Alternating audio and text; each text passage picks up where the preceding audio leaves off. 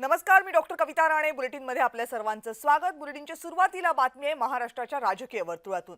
ठाकरे गटाचे पक्षप्रमुख उद्धव ठाकरे यांनी आज विधानसभेचे अध्यक्ष राहुल नार्वेकरांची भेट घेतली.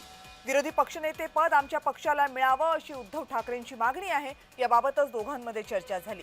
या संदर्भात तुम्हाला पत्र दिलं होतं, त्याचं पुढे काही झालं का असं ठाकरेंनी विचारलं. यावर कोणताही निर्णय झालेला नाही. संपूर्ण विचार विनिमय करून याबाबतचा निर्णय घेतला जाईल असं उत्तर नार्वेकरांनी दिलं.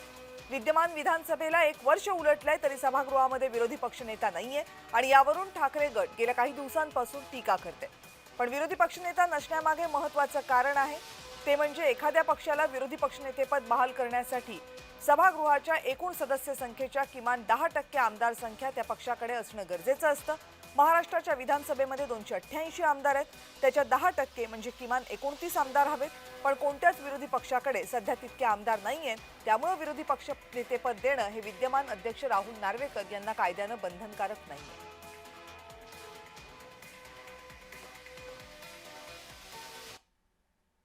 आणि या संदर्भात आणखीन माहिती जाणून घेऊयात माझे सहकारी महेंद्र जोईल यांच्याकडनं. महेंद्र, या भेटीमध्ये नेमकं काय काय झालं?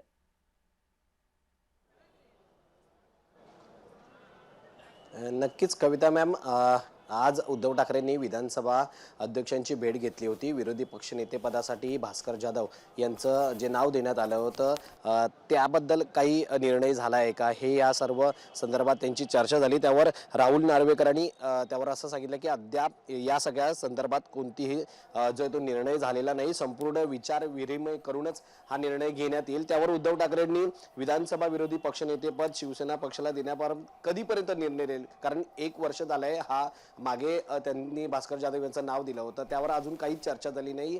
त्यामुळे हा निर्णय कधीपर्यंत येईल आणि कधीपर्यंत नाव घोषित होईल विरोधी पक्षनेते पदासाठी, त्यावर राहुल नार्वेकरांचे असं म्हणणं होतं की विधानसभेची सर्व आयुध आहेत, नियम आहेत, याचा सारासार विचार करूनच लवकरात लवकर जे आहे ते या नावाची घोषणा करण्यात येईल.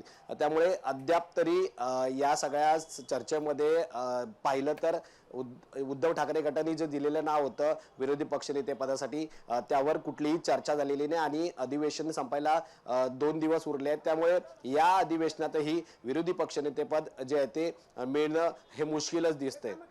कविता मॅम, या संदर्भात एक नियम सांगितला जातोय, तो म्हणजे 10% सदस्य संख्येचा. पण ह्या नियमाबद्दल अनेकांची अनेक मत आहेत. काहींचं म्हणणं आहे की हा विधानसभेला लागू नाहीये.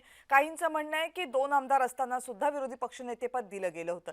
या संदर्भात काय चर्चा सुरू आहे?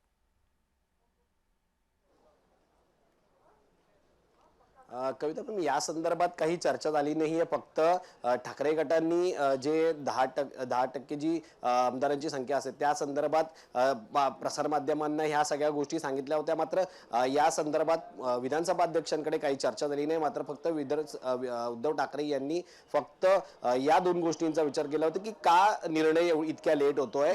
त्यावर विधानसभा अध्यक्षांचं म्हणणं होतं की सर्व ज्या गोष्टी आहेत त्यांचा सारासार विचार होऊनच जो आहे तो निर्णय होईल. त्यामुळे अद्याप या गोष्टी आता ही जर विरोधी पक्षनेते पद आहे हा आता या अधिवेशनात तरी मिळणं मुश्किलच आहे.